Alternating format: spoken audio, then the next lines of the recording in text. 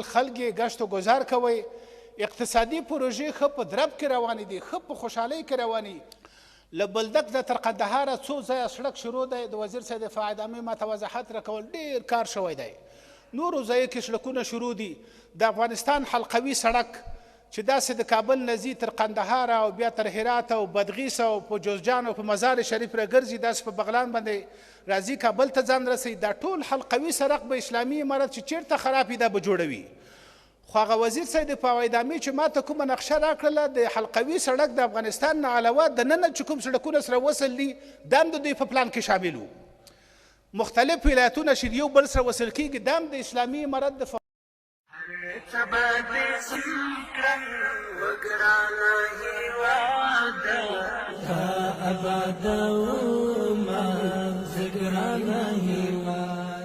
د اذان نیوز محترم لیدونکو السلام علیکم.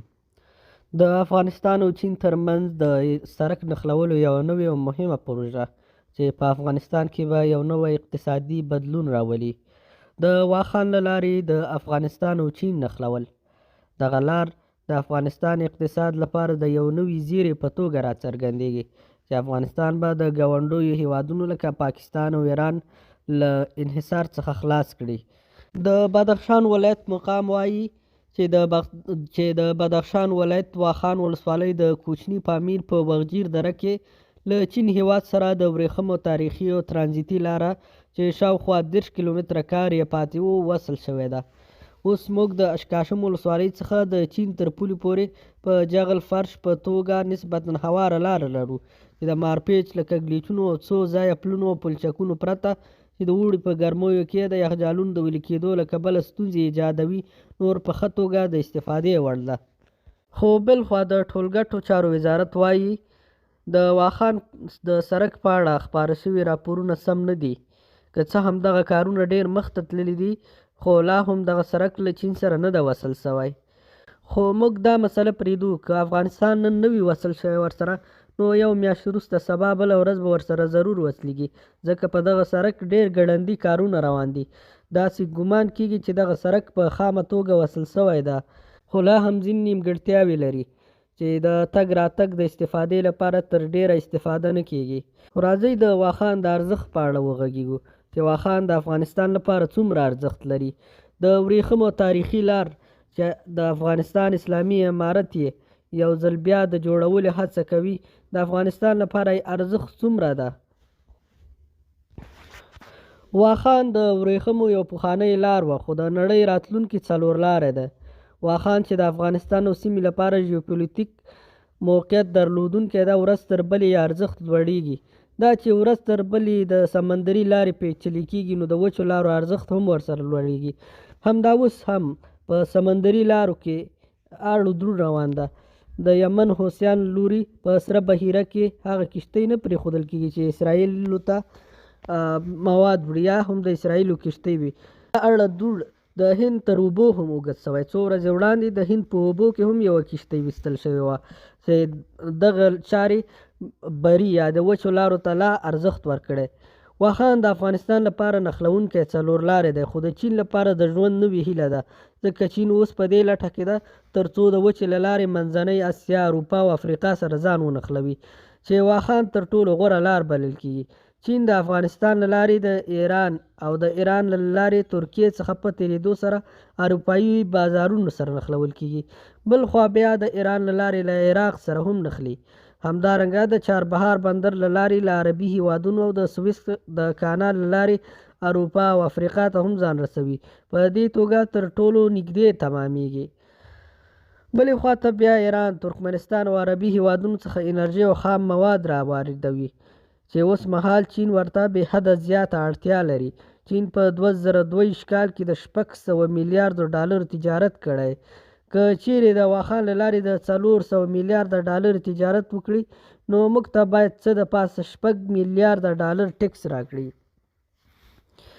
دا د دې ترڅنګ موږ کولی شو د ګلګت بلتستان له لارې له هند سره هم ځان ونښلوو. واخان یوازې د تجارت لپاره نه بلکې د ګرځېدو او یا هم غوره موقعیت درلودونکی ده چې د نړۍ زیات شمېر سیلانیان راجلبولی شي. چې دا هم د ښو عوایدو ترڅنګ د ځوانانو د بوختیاو لپاره هم یو غوره انتخاب ده. موږ باید په واخان کې د ډاډه امنیت په موخه هلته نظامي لیواوې ولرو. دا لیواوې باید چریکي، ځمکنۍ، توپچي او هوایي ځواک ټولې ولري چې هر ډول حالاتو ته چمتو وي او په خپل وخت د هر ډول پیښې مخه ونیسي، او ترڅنګ یې باید دغه سرکونه پراخ او د ژوند د اسانتیاو لپاره چټک ګامونه واخیستل شي. واخان بې حده زیات ارزښت لرونکی او اړین دی. باید لا نورې څېړنې او ارزونې وشي. واخان د نړۍ بام ده. دا بام رغونه او خوندي چت غواړي. واخان د افغانستان سر دی. دا سرونه په بیه ساتنه غواړي. واخان د نړۍ نښلوونکې څلورلارې ده. دا پاخه سرکونه، پخې لارې، تجارتي او اقتصادي مرکزونه غواړي. واخان د افغانستان زړه دی. دا زړه د خوندیتوب لپاره قوي پختۍ غواړي. واخان د افغانستان د ښېرازۍ کلي ده. دا کلي هوښیار، ځانګړي ساتونکي او ځانګړي کوډونه غواړي. واخان د سوکاله افغانستان هیلې او ارمانونه دي. دا ارمانونه او امانتونه پوره کول غواړي. واخان د افغانستان ځانګړې ستراتیژیک او جیوپولیټیکه سیمه ده. دا د ولس د آبادولو په موخه د راویښول او راټولول غواړي. همدارنګه د افغانستان د مخابراتو معلوماتي تکنالوژۍ وزارت وایي چې 5 ورځې وړاندې په پامیر کې د سلام مخابراتي شبکې یو دفتر او هلته یو انتن فعاله کړی ده چې دا د افغانستان په تاریخ کې لومړی ځل شو چې د واخان د پامیر اوسیدونکي د موبایل له خدمتونو څخه برخمن کیږي. د دې څخه وړاندې ان د جمهوریت په زمانه کې هم دلته هیڅ ډول د موبایل انتن شتون نه درلوده.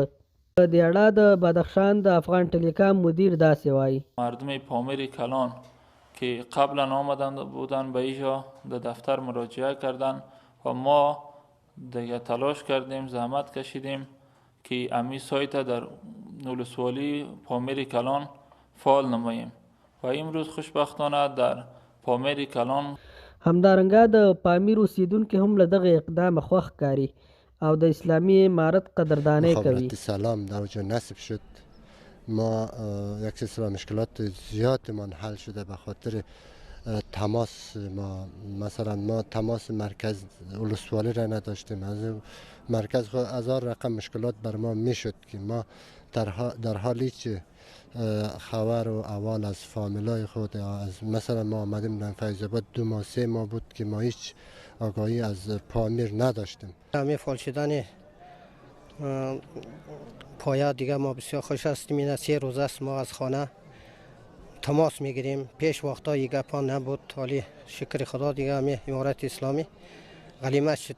د دې ترڅنګ د افغانستان د دفاع وزیر مولوي محمد یعقوب مجاهد هم څه موده وړاندې پامیر ته سفر کړی و او هغه سیمه یې له نږدې څخه لیدلې وه. همدا ډول هلته یې ځینې پوځي لیواګانې هم ځای پر ځای کړي دي.